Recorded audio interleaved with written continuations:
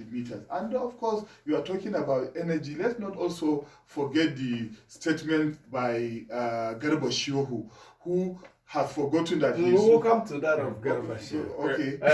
Perhaps Abulu want to come in. Amechi, good morning. Good morning, Mustafa, and good morning, dear listener. Some years back, when NEPA struck, everybody was shouting, what happened? What happened? Because Nigeria used to have consistent power. If you don't know then, how this epileptic power supply came about, we can't say. That we moved from Nigeria Electricity Power Authority to Power Holding Company, then to GENCOs, TCN, and DISCOs. GENCOs Generating Company, TCN Transmission Company of Nigeria, and DISCO Distribution Company of Nigeria. Now, some of us, some persons in the labor balance or in the labor movement kick against privatization, especially of the power sector, that Nigerians are paying more for darkness and light is not there. Now, there is monopoly still in this system, Amechi.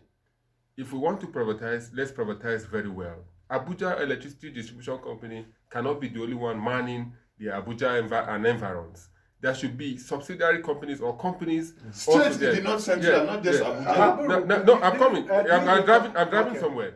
Now, if you do that, if you have more distribution companies there competing, then the market forces will decide.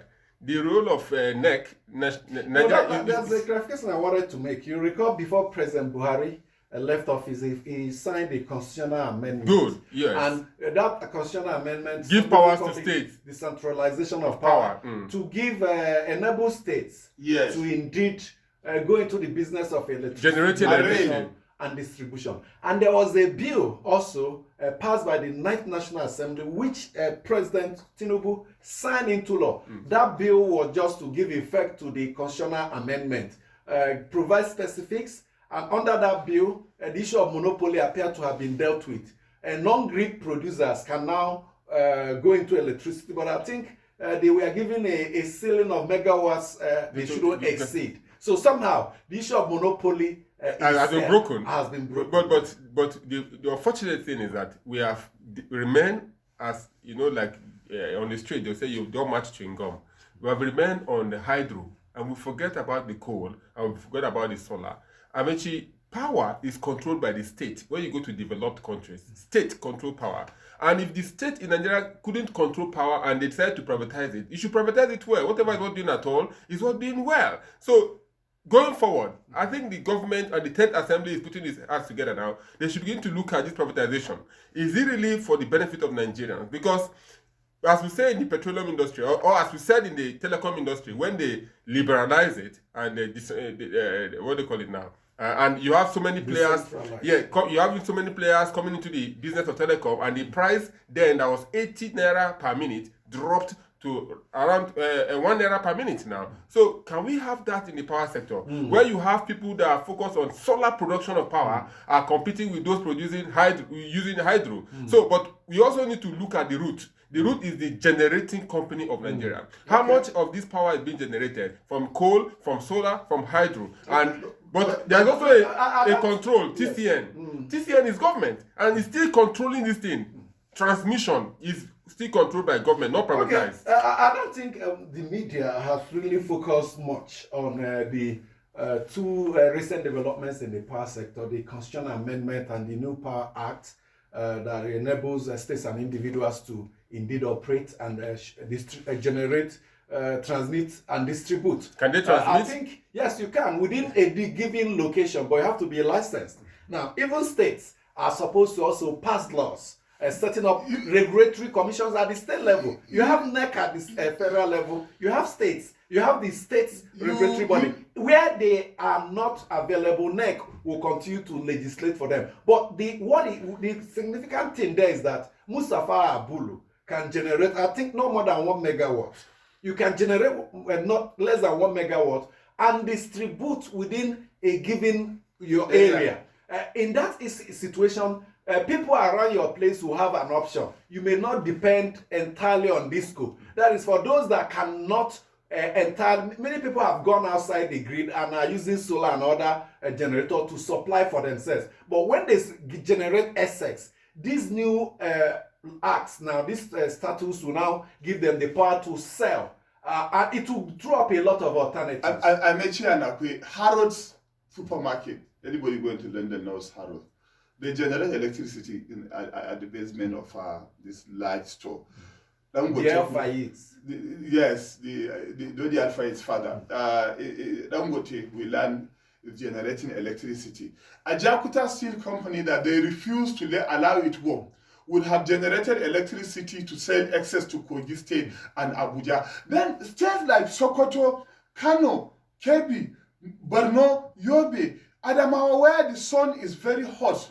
What business do they have when they can use solar? What business do they have in with hydro? Using hydro, using the grid? The University of Maiduguri recently, I saw a memo of complaint. The Yola power distribution, despite paying like over 20 million, for 3 months, they don't get it. And I told somebody highly placed in that place, I said, why don't you people use solar? Okay, and let's just to point out that before these laws came into place, it's only the federal government that could generate and distribute and sell. Now, even when some state governments led by Lagos try to generate this, we are forced to give it to the federal government, have to feed it to the grid. Tinubu actually started that, yes, that power generation, exactly, so, as a governor. So that's a significant step made by Nigeria. Now let's go to Garba Shehu before we bring in the mails. Now, it was yesterday that Mustafa was very critical of the Buhari administration, not just Mustafa, so many.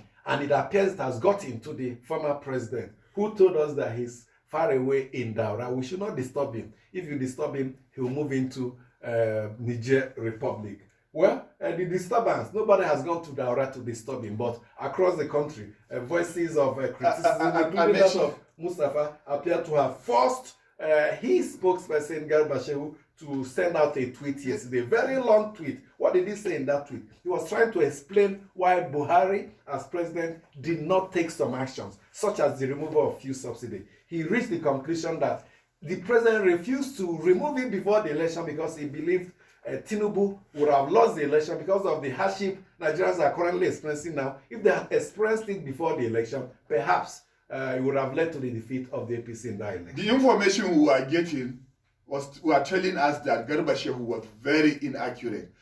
If, for example, Buhari moves to Daura or he stays in Nigeria, it doesn't make any difference because the 8 years he did has caused enormous suffering. How much are people buying mudu of gari, rice or sugar? Secondly, coming to the issue of whether they have helped Nigeria, Tinubu or whoever to win election, the currency swap they did, according to so many analysts, they did that so that Nigerians will become angry with the APC government. To Tinubu himself. He said that so that Tinubu does not win election. I don't think I should tell this straight to Garba Shehu and the former president Muhammadu Buhari that the 8 years they did, Nigerians are not happy.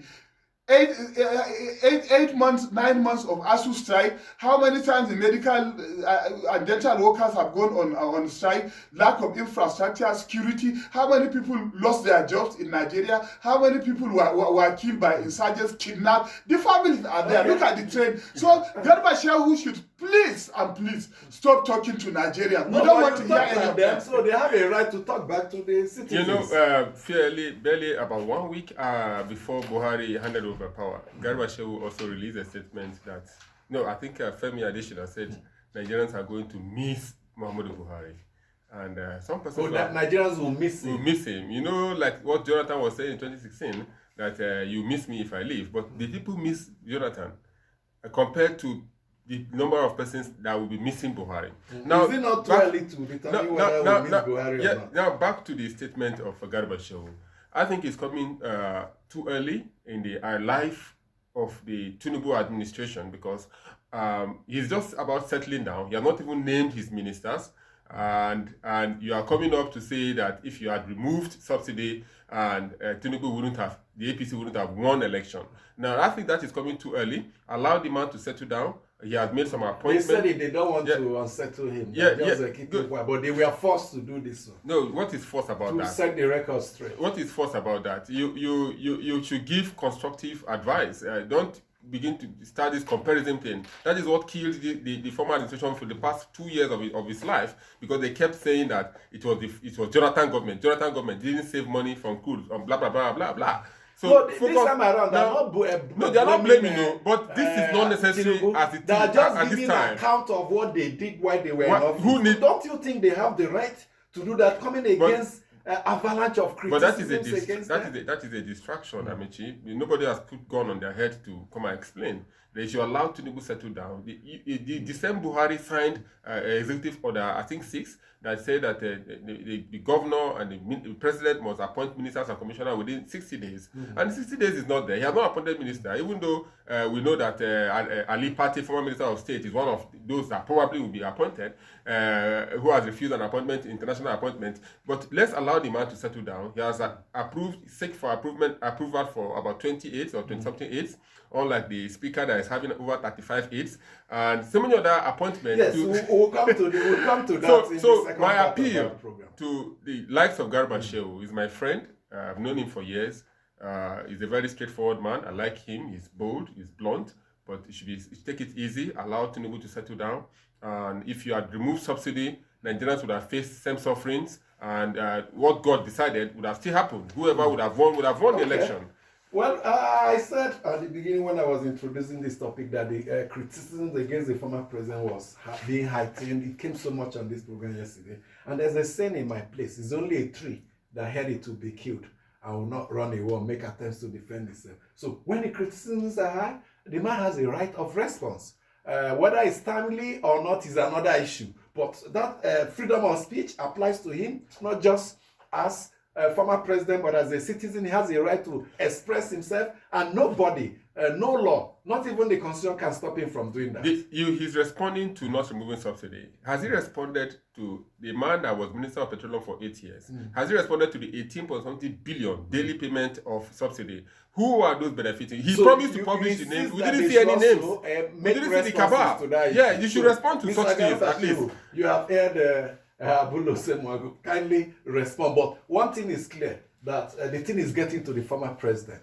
He's asked nobody should disturb him, but Nigerians appear to be disturbing him. They are not traveling to Dara like he anticipated. The disturbances are coming. But government needs to probe him. 8 years of being petroleum minister and our refineries are not working. Okay. He needs to be probed. Those subsidy payments too. And if he wants to run to Dara because of probe, the Interpol can get him.